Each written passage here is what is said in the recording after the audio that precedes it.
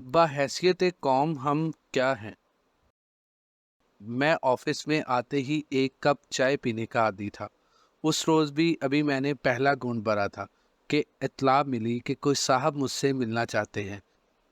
मैंने कहा भिजवा दीजिए। थोड़ी देर बाद दरवाज़ा खुला और शलवार कमीज़ पहने, गिरेबान के बटन खोले, गले में काफ़ी सारा टैल्कम पाउडर लगाए, हाथ में मुख्तलिफ किस्म की मुंदरियाँ और कान में रिंग पहने हुए एक नीम काले साहब अंदर दाखिल हुए।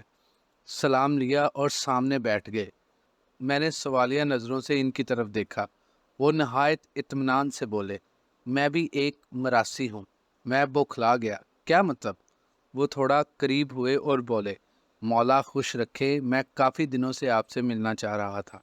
सुना है आप भी मेरी तरह, मेरा मतलब है आप भी लोगों को हंसाते हो। मैंने जल्दी से कहा, हाँ, लेकिन मैं मरासी नहीं हूँ। अच्छी बात है, वो इत्मीनान से बोले। मैंने भी कभी किसी को अपनी हकीकत नहीं बताई। मेरा खून खोल उठा। अजीब आदमी हो तुम। तुम्हें लगता है कि मैं झूठ बोल रहा हूँ। ये देखो मेरा शनाख्ती कार्ड। हम यूसुफ जई हैं। वो कार्ड देखते ही चहका। मौला खुश रखे, वही बात निकली ना। मेरा दिल चाहा कि उछल कर उसकी गर्दन दबोच लूं, लेकिन कमबख्त का डील डोल अच्छा था, इसलिए मैंने खुद को काबू में रखा और आने का मकसद पूछा। उसने मोहतात नज़रों से इधर उधर देखा, फिर टेबल पर आगे को झुक कर बोला, मुझे नौकरी चाहिए। मैं बहुत चौंका, फिर गुस्से से भड़क उठा। ये कोई कमर्शियल थिएटर का दफ्तर नहीं। तुमने कैसे सोच लिया कि यहाँ मरासी भर्ती किए जाते हैं? वो कुछ देर मुझे घूरता रहा, फिर अपनी मुंदरी घुमाते हुए बोला, यहाँ ना सही, किसी दूसरे दफ्तर में ही काम दिलवा दें। मैं कोई सख्त जवाब देने ही वाला था कि अचानक मेरे जहन में उछलता ख्याल आया और मैं मुस्कुरा उठा। ऑफिस बॉय से उसके लिए भी चाय लाने के लिए कहा और खुद उठकर इसके करीब वाली कुर्सी पर आकर बैठ गया। उसकी आंखों में उलझन सी उतर आई। मैंने उसके कंधे पे हाथ रखा और कहा, सुनो, तुम्हें बहुत अच्छी नौकरी मिल सकती है अगर तुम मुझे हंसा कर दिखा दो। वो होंकों की तरह मेरा मुंह देखने लगा। मैंने इसकी हालत का मज़ा उठाते हुए इसे ज़ोर से हिलाया। हेलो, होश करो, बताओ ये चैलेंज कबूल है? उसने कुछ देर फिर मुंदरी गमाई और नफ़ी में सर हिला दिया। मैं हैरान रह गया। वो मरासी होने के बावजूद मुझ जैसे अच्छे खासे मुअज़्ज़ज़ इंसान से हार मान रहा था।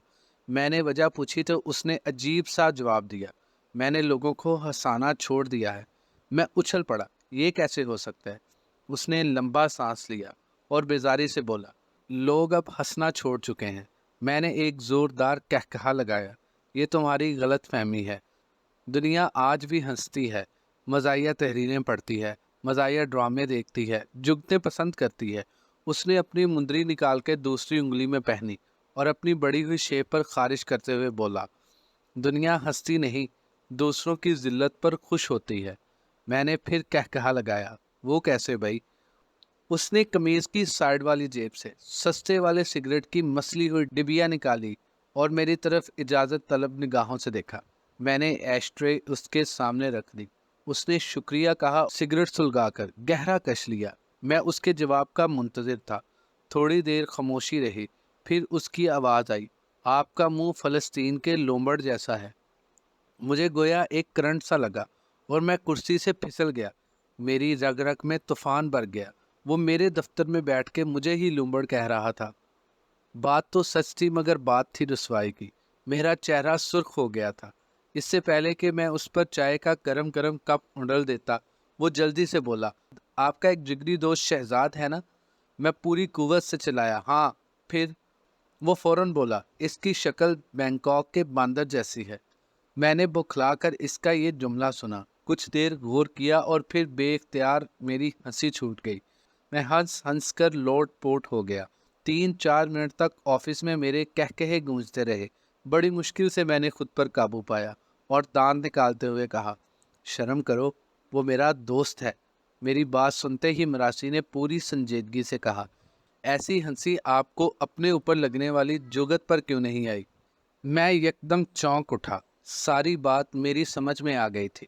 हमारे मुआशरे में वाकई वो चीज़ ज़्यादा हंसी का बायस बनती है जिसमें किसी दूसरे की जिल्लत का समान हो। यही वजह है कि स्टेज ड्रामों और आम जिंदगी में जब हम किसी दूसरे को जलील होते देखते हैं تو हमारे दिलो दिमाग फ्रेश हो जाते हैं। कोई बंदा चलते हुए गिर जाए, किसी की गाड़ी खराब हो जाए, किसी के पीछे कुत्ता दौड़ लगा दे, किसी की बस निकल जाए और वो आवाज़ें लगाता रह जाए, तो हमारी हंसी नहीं रुकती। यही अमल अगर हमारे साथ हो और दूसरे हंसे, हम गुस्से से भर जाते हैं। गोया हंसने के लिए किसी का जलील होना लाजमी अमर करार पा चुका है। यही रवैया हमारी ज़िंदगी के हर पहलू में दर आया है। हमें अपने सुख से इतनी राहत नहीं मिलती जितने किसी के दुख हमें सुकून देते हैं।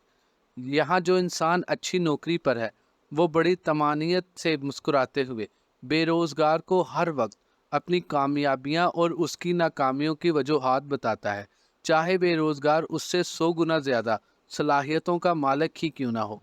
हम वो कौम बन चुके हैं जो किसी भूखे को देखते ही अपने लिए खाना मंगवा लेते हैं।